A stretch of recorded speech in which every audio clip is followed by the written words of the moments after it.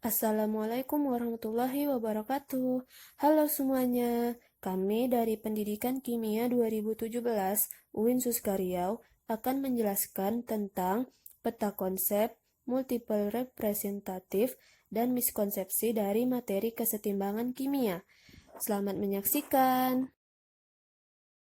Saya Ermiftahul Janati Alwi akan menyampaikan tentang peta konsep. Baiklah, kita masuki materi kita yaitu kesetimbangan kimia. Pertama-tama, saya akan membahas tentang peta konsep kesetimbangan kimia. Reaksi dapat dikatakan dalam keadaan setimbang apabila reaksi yang berlangsung dari dua arah dengan laju dari dua arah yang sama. Kesetimbangan kimia dapat diterapkan dalam kehidupan sehari-hari dan dalam industri.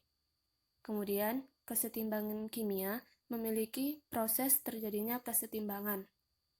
Berdasarkan pada asas Le Chatelier, faktor-faktor yang mempengaruhi kesetimbangan kimia yaitu konsentrasi, tekanan dan volume, dan suhu, yang dapat menyebabkan pergeseran kesetimbangan.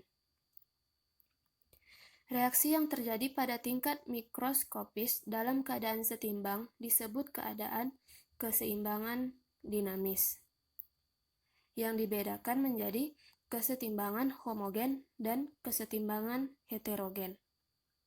Nah, itulah tadi peta konsep dari materi kesetimbangan kimia. Adapun materi prasyaratnya yaitu reaksi kimia dan termokimia. Saya Nesa Setrinanda akan menjelaskan proses terjadinya kesetimbangan. Proses terjadinya kesetimbangan. Bagaimana suatu reaksi dapat mencapai keadaan setimbang? Pada slide ini, kita melihat ada gambar gas N2 dan gas H2. Mula-mula, kita memiliki dua wadah yang masing-masing berisi gas H2 dan gas N2.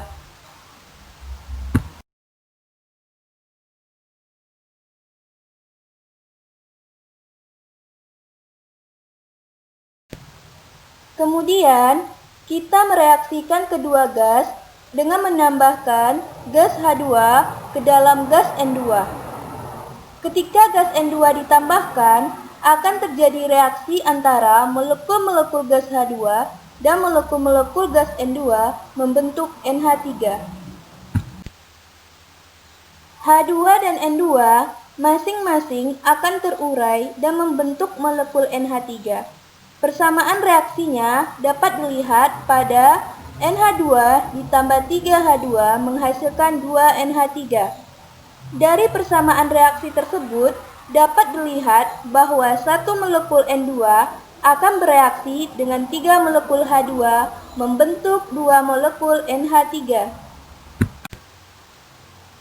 Semua molekul H2 dan N2 diubah menjadi NH3.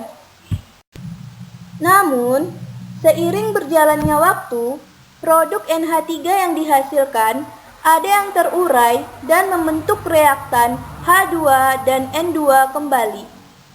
Dua molekul NH3 akan terurai menjadi satu molekul N2 dan 3 molekul H2 yang merupakan kebalikan dari reaksi pembentukan NH3. Sehingga dalam keadaan ini terjadi pembentukan NH3 sekaligus penguraian NH3. Jumlah NH3 yang terbentuk dan terurai tidak lagi berubah seiring berjalannya waktu. Laju reaksi penguraian dan pembentukan sama. Pada saat inilah suatu reaksi dikatakan telah mencapai kesetimbangan. Laju reaksi pembentukan produk sama dengan laju reaksi penguraian produk. Konsentrasi reaktan dan produk tidak berubah seiring berjalannya waktu. Baiklah, selanjutnya saya Nurhaliza Gustin akan menjelaskan mengenai miskonsepsi pada materi kesetimbangan kimia. Nah, sebelum kita menganalisis soal pada materi kesetimbangan kimia, lebih baik kita membahas mengenai apa sih miskonsepsi tersebut. Nah, miskonsepsi adalah pemahaman mengenai suatu konsep yang berbeda dengan pemahaman ilmiah yang diterima secara umum. Salah satu penyebab terjadinya miskonsepsi pada materi kesetimbangan kimia ini yaitu karena materi yang bersifat kompleks dan abstrak, sehingga siswa sulit untuk memahami konsep tersebut. Baiklah, selanjutnya ini merupakan contoh soal yang akan kita analisis miskonsepsi yang dapat terjadi pada siswa. Reaksi berikut mencapai kesetimbangan di dalam bejana tertutup bervolume 2 liter. Reaksi yang terjadi yaitu N2 gas ditambah 3H2 gas menghasilkan 2NH3 gas. Pada saat keadaan setimbang terdapat 4 mol gas N2 dan 2 mol H2 dan 4 mol gas NH3. Nilai Kc adalah A 0,5, B 1, C 2, D 4, dan E 5. Baiklah, selanjutnya kita akan mencoba menganalisis kemungkinan miskonsepsi yang dapat terjadi pada soal tersebut. Analisis miskonsepsi yang pertama yaitu, dalam menghitung Kc, siswa tidak membagi mol dengan volume.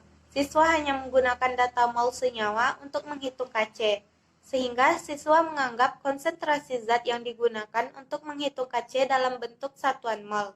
Sehingga kemungkinan siswa akan menjawab Kc sama dengan konsentrasi NH3 pangkat 2 per konsentrasi N2 dikali konsentrasi H2 pangkat 3. Nah, jadi hasil Kc yang diperoleh yaitu 16 per 32 sama dengan 0,5. Miskonsepsi yang kedua yang mungkin terjadi pada siswa adalah siswa tidak memasukkan koefisien dalam perhitungan. Hal ini dikarenakan siswa salah dalam membuat rumus tetapan kesetimbangan atau Kc. Jadi, kemungkinan siswa akan menjawab Kc sama dengan konsentrasi NH3 per konsentrasi N2 dikali konsentrasi H2. Jadi, kemungkinan siswa akan membagi 4 per 4 dikali 2, yaitu 4 per 8 sama dengan 0,5. Jadi, siswa berkemungkinan untuk menjawab 0,5, sedangkan itu adalah salah. Selanjutnya, miskonsepsi ketiga yang mungkin terjadi pada siswa adalah siswa membagi reaktan dibagi dengan produk, sehingga salah dalam membuat rumus tetapan kesetimbangan dalam perhitungan nilai Kc. Kemungkinan siswa akan menjawab Kc sama dengan konsentrasi N2 dikali konsentrasi H2 dibagi dengan konsentrasi NH3 sama dengan yaitu hasil yang diperoleh sama dengan 2. Di sini siswa juga tidak memangkatkan dengan koefisien dari reaksi tersebut. Di sini jawaban yang diperoleh yaitu benar, yaitu 2, namun terjadi miskonsepsi dalam penyelesaian soal, sehingga soal yang dijawab yaitu salah. Nah, adapun jawaban yang benar akan kita bahas pada berikut ini. Jadi, dalam menjawab soal tersebut, satuan konsentrasi yang digunakan untuk menghitung nilai Kc adalah molaritas. Tanda konsentrasi menyatakan konsentrasi dalam satuan molaritas dan bukan mol. Untuk menghitung molaritas, caranya adalah dengan cara membagi mol per volume. Berikut adalah penjelasannya. Molaritas sama dengan N per V. Jadi, konsentrasi N2 sama dengan 4 mol dibagi 2 liter sama dengan 2 molaritas. Konsentrasi H2 yaitu 2 mol per 2 liter sama dengan 1 molaritas. Dan konsentrasi NH3 yaitu 4 mol per 2 liter sama dengan 2 molaritas. Nah, setelah diperoleh nilai molaritas masing-masing zat, kemudian nilai tersebut disubstitusikan ke dalam rumus tetapan kesetimbangan kimia atau Kc. Kc sama dengan konsentrasi NH3 pangkat 2 per konsentrasi N2 dikali dengan konsentrasi H2 pangkat 3, sama dengan 2 pangkat 2 per 2 dikali 1 pangkat 3, sama dengan 4 per 2, dan hasilnya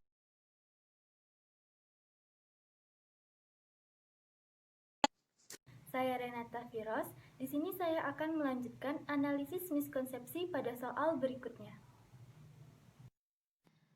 Baiklah, ini adalah salah satu contoh soal yang dapat kita analisis miskonsepsi yang terjadi pada saat siswa mengerjakannya. Dapat dilihat di layar monitor. Rumus tetapan keseimbangan atau KC untuk persamaan reaksi Fe2O3 solid ditambah CO gas membentuk Fe solid ditambah CO2 gas.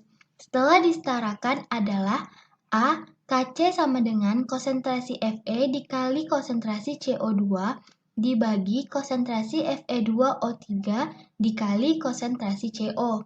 B. Kc sama dengan konsentrasi CO2 pangkat 3 dibagi konsentrasi CO pangkat 3. C.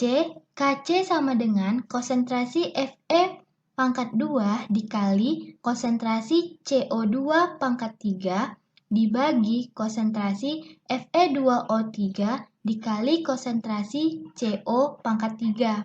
D. Kc sama dengan konsentrasi CO2 dibagi konsentrasi CO. E. Kc sama dengan konsentrasi Fe pangkat 2 dibagi konsentrasi Fe2O3.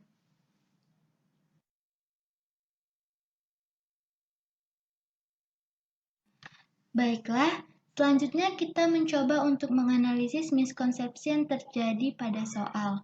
Miskonsepsi yang mungkin terjadi pada siswa dalam menentukan rumus persamaan tetapan keseimbangan konsentrasi atau KC yaitu miskonsepsi yang terjadi pertama, siswa membuat rumus tetapan keseimbangan konsentrasi atau KC dalam reaksi keseimbangan dengan menggunakan semua fase zat yang terdapat dalam reaksi, yaitu zat yang fasenya solid dan gas. Artinya dalam hal ini siswa mungkin saja memilih option A dan C.